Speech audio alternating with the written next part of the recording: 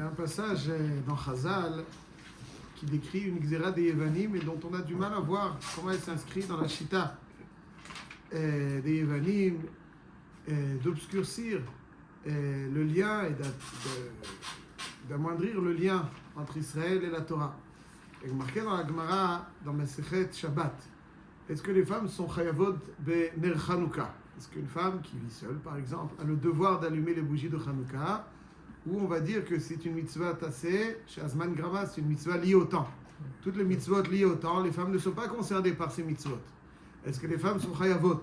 Oui, je suis Alors, il y a Rabbi Yoshua ben Levi qui dit son yesod dans 3 endroits dans le chasse. Dans Shabbat Rav Gimel, dans Megillah Daf Dalet et dans Psachim Daf Kufret. Toujours il dit le même yesod. Il dit dans Ner Chanukah, il dit Rabbi Yoshua ben Levi, Isha Vadaï Madlika, d'Amar Rabbi Yoshua ben Levi, Nashim Chayavot bener Chanukah, Shefhen Ayu Boto Hanes. Les femmes étaient concernées par ce nes, on y revient, et donc c'est pour ça qu'elles sont Chayavot, bien que ce soit une mitzvot aseh, chez Azman Grama. Megillah Daf Dalet, Amar Rabbi Yoshua ben Levi, Nashim Chayavot bemikra Megillah, Shefhen Ayu Boto Hanes. Les femmes sont aussi concernées par le devoir de lecture à Megillah, parce qu'elles étaient aussi Boto Hanes. Et dans Psachim Kufret, Rabbi Yoshua ben Levi dit les femmes sont chayavot be'arba kosot. Matzah, d'où est-ce qu'on sait qu'elles sont chayavot? Pachout, marqué Lo tochal av chametz shivatem tochal matzot. Donc de la même manière qu'elles sont chayavot be'bal tochal chametz, elles sont chayavot be'kom echol matzah. Aval arba kosot. Alors, afin de mutanes. C'est ça, Tosfot il demande pourquoi est-ce qu'on a besoin de ça. C'est une svara dans les takanot des Rabbanan, vraisemblable. Pachout, c'est une svara dans le takanot des Rabbanan. Et donc, dans le Deoraita, il y a un passouk, mais dans le Derabanan, afin de Ceci étant dit, quel était le nes dont elles ont bénéficié à Hanouka? C'est quoi le bénéficié à Hanouka? Qu'est-ce qu'elles ont bénéficié au nes? Yetziat Mitzrayim, on comprend? Yetziat Mitzrayim, mais ce Yetziat Mitzrayim,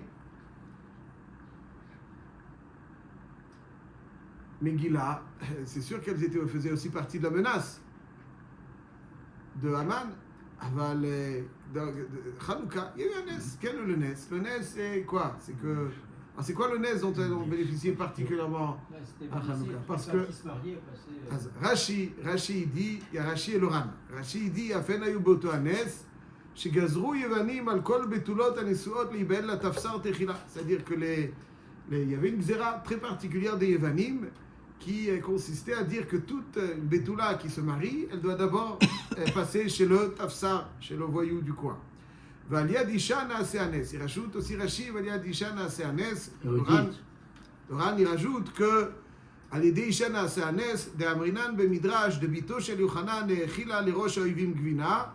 Donc la fille de Yochanan Kohen Gadol a donné donc à rosh haoivim gvina לשכרותו וחתכה את ראשו ברחו כולם ועל זה נהגו לאכול גבינה בחנוכה. En tout cas, Afenu Beto Hanes, d'après le premier pshat de Rashi, Afenu Beto Hanes, ça veut dire que elles étaient, il y avait une xéra des Yevanim qu'elles devaient être souillées. Et parce qu'elles devaient être souillées, donc elles ont bénéficié du nes. Quand le Ham Israël a pu se défaire des Yevanim, alors ils ont bénéficié du nes, que maintenant elle peut se... Ça c'est Afen Ayu Boto Hanes, et c'est pour ça que dit Isha Chayavet bener Chanukah, parce que Afen Ayu Boto Hanes, Afen Ayu Boto Hanes. Comme c'est... Alors, toujours on peut me demander comment les Yevanim, Dafka les Yevanim, plus que eux ils avaient cette sougale aussi marquée dans Masechet Ketuvot Daf Gimel. Et c'est ce qui a donc fait que Betula Niset le Yom Haravi, là-bas la Gemara elle parle de cette xéra. Quoi qu'il en soit, c'est une xéra des Grecs. Et oui, les Grecs, c'est la culture, c'est la philosophie, c'est la beauté, c'est beaucoup de choses. Non? Oui, Shimon. Aussi. Mais quoi, Tafsar, il n'y a rien de plus vif quand même. C'est-à-dire, en quoi ça s'inscrit dans cette logique-là? Dans cette logique, voilà. Quoi cette logique de... Comment ça s'inscrit dans la logique des Yevanim qui sont marchichim et Ani Israël, qui sont marchichim et Ani Israël? Nidme li que le pshat est le suivant. Il y a un Meshech Chochma dans Parashat Kedoshim que j'aime beaucoup qui dit l'idée suivante. Il dit, le Meshech Chochma, il a marqué qu'il y a une juxtaposition entre יקבל את אביך, את שבתותיי תשמרו, כולכם חייבים בכבודי. הגמרא dit dans Masechet Bava Metzia que dans d'autres endroits encore, qu'il y avait un Hava Amina, que si un père donne l'ordre à son enfant de transgresser l'une des mitzvot, alors il doit l'écouter. Et par exemple, s'il y avait un Kohen qui dit à son fils d'être nitma, parce qu'il a un intérêt quelconque d'être nitma, il doit lui chercher quelque chose dans le Bet HaKvarot, alors il va lui dire, j'ai besoin de ça, on va m'apporter cette chose-là. Ça doit passer par Bet HaKvarot. Il y avait un Hava Amina, il y avait une éventualité que le fils doit écouter le père. Kamashmala, non. Kulchem Chavim Bikvodi. Kulchem Chavim Bikvodi, qu'il n'y a pas de mitzvah de Kibud Avem quand il nous demande de transgresser une mitzvah. Bon. Quel était le Hava Amina? Comment on aurait pu envisager un seul instant, Hachem il te dit quelque chose, ton père il te dit quelque chose, il y avait un Hava Amina que tu dois donner préséance à ton père par rapport à Hachem. Ad ki un pasou qui vient de m'égaler que Kulchem Chavim Bikvodi. Non, tu ne l'as pas écouté. Comment aurait-on pu envisager un seul instant? Le Yisod dit, le Meshech Chochma, que la mitzvah de Kibud Avem, je l'explique à ma façon. La mitzvah de Kibud Avem, c'est pas une mitzvah de Kibud Avem, c'est pas stam faire kiffer le père. C'est pas la mitzvah de Kibud Avem. Marquez que même si un père, l'Oalenu est non-voyant, lorsqu'il rentre dans la pièce, il faut se lever. Le père ne voit rien du tout. Le père ne voit rien du tout. Quand même, il faut ça que dans les poskim, dans Yoredea, Siman Reshmem, qu'il faut se lever. Pourquoi? Les gens ils croient que Kibud Avem, le pshat est qu'il faut faire kiffer le père. Il faut lui apporter le café pour le faire kiffer. Il faut lui apporter les biscuits pour le faire kiffer. C'est la mitzvah de Kibud Avem. C'est sûr, mais c'est très amoindrir la mitzvah de Kibud Avem. La mitzvah de Kibud Avem, d'abord, c'est vénérer le père. Vénérer, c'est ça le pshat. C'est-à-dire que le mitzvah de Kibud Avem, il se passe essentiellement dans le cœur. Ça veut dire considérer son père, avoir beaucoup de considération de son père. On sait, personne n'est parfait. Tout le monde a des zones d'ombre.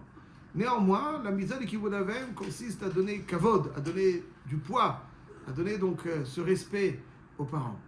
Et même quand, en l'occurrence, quand Khadila il est non-voyant et qu'il rentre dans la pièce, il faut se lever. Pourquoi? Il ne voit pas. Enfin, le Kibud Avem, c'est surtout pour l'enfant. C'est surtout pour l'enfant. Pourquoi? Parce que la base du Ham Israël, c'est la transmission. La transmission, c'est les maillons d'une chaîne. Et si je veux avoir transmission, je dois absolument avoir la considération la plus parfaite de mon père. Parce que c'est lui ma référence et c'est lui qui me transmet. Pour ça aussi qu'il y a un din d'être Mechabed le Rav. Pourquoi il va être Mechabed le Rav? Pour le faire kiffer, il s'ennuie un petit peu, alors on va lui offrir des... Non, tout simplement parce que l'objectif, c'est de transmettre la Torah. Or, on ne peut rattacher à transmettre la Torah que si il y a de la considération. S'il n'y a pas de considération, alors je ne m'imprègne pas des enseignements. Et donc la Torah est fragilisée dans sa transmission. La Chazal, la Torah et Chazal cherchent beaucoup à renforcer cette transmission. Et l'un des moyens que cette transmission soit aussi authentique qu'elle doit l'être, c'est quand celui qui me la transmet, je le considère. Donc la mitzvah de Kibud Avem, c'est d'abord, et l'essentiel de la mitzvah, c'est avoir beaucoup de considération pour celui qui va transmettre la Torah. Le père en l'occurrence, le maître. Et la mitzvah, c'est pas lui apporter, c'est-à-dire si on lui apporter le café, les biscuits, c'est une facette de Kibud Avem, c'est pas le cœur de la mitzvah de Kibud Avem. Quelqu'un que je considère, pour qui j'ai beaucoup d'admiration, alors c'est vrai que je dois lui apporter beaucoup de hakarat, je dois lui... Ça, c'est une facette. Mais le yesod, c'est le kavod. Le yesod, c'est considéré dans son cœur. C'est la mitzvah. On connaît, quand on côtoie des gens, on connaît leurs défauts. Ouais, c'est vrai, mais on doit focaliser sur les qualités. C'est comme ça. On doit focaliser sur les qualités et dire, voilà, il a des qualités, et c'est sur ces qualités que je vais essayer de me rattacher à lui pour qu'il me transmette quelque chose que moi, je n'ai pas pu voir. Dit le Meshech Chochma, c'est la raison pour laquelle il y avait une éventualité qu'il faut respecter son père et l'écouter, même si c'est au détriment d'une mitzvah. Parce qu'en fait, respecter son père, c'est finalement se rattacher se rattacher à cette transmission. Donc c'est pas pour le père. Si c'est pour le père, alors on ne peut pas donner préséance au père par rapport à Hachem. Mais quand je respecte le père, quelque part, je renforce la transmission, je renforce le rattachement de mon maillon à cette chaîne ancestrale qui va jusqu'à Matan Torah. Avraham Avinu, Matan Torah. Donc finalement, oui, j'ai une éventualité. C'est vrai que c'est au détriment d'une mitzvah. Peut-être, ok, soit, ok, c'est au détriment. Mais même mitzvah l'ota assez, même l'ota assez. Il y a marqué là, dans la Gemara que si le père est Kohen, il dit à son fils, va dans le Bet Akvarot et sois nitma. C'est l'ota, ça. Ouais, ça veut dire que Kulchem Chayavi Bichvodi. יכול להיות que même חילול שבת, את שבתותיי תשמרו. כולכם חייבים בכבודי. חילול שבת, ריבונו של עולם, היא מצוות עשה, לא תעשה שיש בו כרת. והנה והאמינה que je dois écouter mon père plutôt et être מחלל שבת, parce qu'il... אבל le pshat c'est que la Torah, on la consolide avec Kibud Avem. C'est-à-dire toute la transmission, c'est Kibud Avem. Celui qui ne sait pas respecter son père, il a un problème dans la transmission. À part qu'il a un problème moral, ouais, c'est sûr ça. Mais c'est comme ça que la transmission se fait. La transmission est fragilisée lorsqu'il n'y a pas de Kibud Avem. Ça c'est pour qu'il y ait, et là ceci étant dit, pour qu'il y ait Kibud Avem, les Maaseh, il faut que l'enfant soit né d'une union pure. Plus, c'est-à-dire, la transmission passe par une forme de harna, de respect. Or, celui qui naît d'une union qui n'est pas intense, il ne sait pas se soumettre. Un mamzer, il est khatsouf. Comme ça, c'est marqué dans Chazal. Mais il y a des mamzerim sur... Vous en connaissez? Il me dit Torah. Oui, mais il a une... Il y a Choliot que la Torah. Mais normalement, un mamzer, il est khatsouf. Un ben sorer ou moré, il naît de quoi? Ben sorer ou moré, il naît d'une union qui n'est pas ce qu'elle aurait dû être. Il naît d'une échette et fat Torah. Quand il y a une union qui n'est pas ce qu'elle doit être, qui n'est pas une vraie union, M. Cohen de seconde. Quel rapport avec la Ktuva? On a autre Je chose. ne parle pas du tout de la Ktuva. Alors ok, je vais parler plus crûment, M. Cohen, si vous parlez de la Ktuva, c'est pas du tout ce à quoi je fais allusion, on peut avoir la Ktuva. Il y a marqué là, Agma, dans la Sechet, les Darim, d'après... Kedushim. Il y a eu Kedushim, il y a tout ce qu'il faut. Marqué dans la Gemara, dans ma Sechet, les Darim, qu'il y a ce qu'on appelle Bnei Tesha Midot. Bnei Tesha Midot, ça veut dire des enfants qui vont naître d'un lien qui n'est pas ce qu'il aurait dû être. Bnei Ima, Bnei Anoussa, quelqu'un qui force un petit peu. Son épouse ne s'offre pas à lui. Il force un petit peu. C'est pas une union, il n'y a pas un chibour correct. Bnei Snoua, il n'aime pas. Et donc, il n'y a pas une union. Bnei Nidouy, Bnei Tmoura, Bnei Meriva, c'est bagarré. Et il n'a pas été... il ne s'est pas réconcilié. Etc.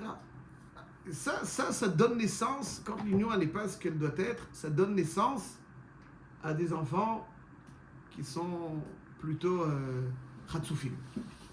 Parce que plus l'union elle est plus l'enfant est pur. Moins l'union est pure, plus l'enfant il est mored. Et je vais me mettre même un peu plus loin. Il y a une Mishnah dans Pirkei Avot, Eve'az kanamer. Le namer il est az, n'est-ce pas? Les Yevanim ils sont azim. Pourquoi le namer il est az? Bon, Hachem il a écrit comme ça. Le Barthénoura, je vous lis le Barthénoura. Après, moi je vous lis le Barthénoura. Il dit comme ça, c'est un chidouche. Il dit un namer azé nolad il dit que le namer est né de Chazir Ayar va Lévia. Ça veut dire qu'il est né d'un sanglier et d'une Lévia. Bekitsour, il y a quelque chose, il y a une kil'aïm là-bas qui se passe. Il dit que Be'et Yechema Arayot, lorsque c'est la période donc, de chaleur des lions, la lionne, elle appelle, et puis il y a un animal qui est venu, qui a un lien avec elle, qui n'est pas donc le lion, et ça donné naissance au namer. C'est-à-dire, même chez les animaux, lorsque c'est pas... Il n'y a rien à voir. Deux espèces, le namer qui va naître, il va être az. L'idée est la suivante. L'idée est que quand il y a un chibour, quand le lien est fort, et pur, entre l'homme et la femme, l'enfant qui va naître, alors il est le fruit donc de cette union, une vraie union. Donc il est rattaché. Mais lorsqu'il y a quelque chose qui fait écran à cette union. Que ce soit une bagarre, une haine, l'intention de... Tout, à partir du moment où il y a quelque chose qui fait écran, alors il y a quelque chose qui fait écran entre l'enfant et ses parents. L'enfant, il est le produit de cette union. Et si l'union était forte, alors l'enfant est rallié. Lorsque l'union est abîmée, alors l'enfant aussi, il y a quelque chose qui fait écran entre lui et ses parents. C'est pour ça que Ben Soré Omoré, Isha Yifatoire. C'est quoi Isha Yifatoire?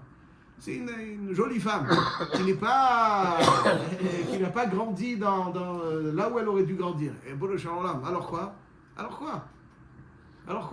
Alors Venetz Ben Soré Omoré. Pourquoi? C'est comme ça. Ben Soré Omoré, il n'est pas nichna. Enenu shomea bekolenu. Enenu shomea. Enenu shomea ou enenu shomea? Enenu shomea. Il n'est pas shomea. Il n'est pas un shomea. Pourquoi il n'est pas un shomea? C'est un sorer ou mored. C'est-à-dire il est mored. Pourquoi? Parce que le chibour, il n'était pas. Lorsque le chibour est atteint, alors il n'y a pas le fruit de ce chibour, c'est aussi quelque chose qui fait écran. Et donc la transmission est fragilisée. Et il semblerait, pour ça, donc ça, l'Isod Meshech Chochma. L'Isod Meshech Chochma, c'est de dire que plus je suis nichna, plus la transmission est forte.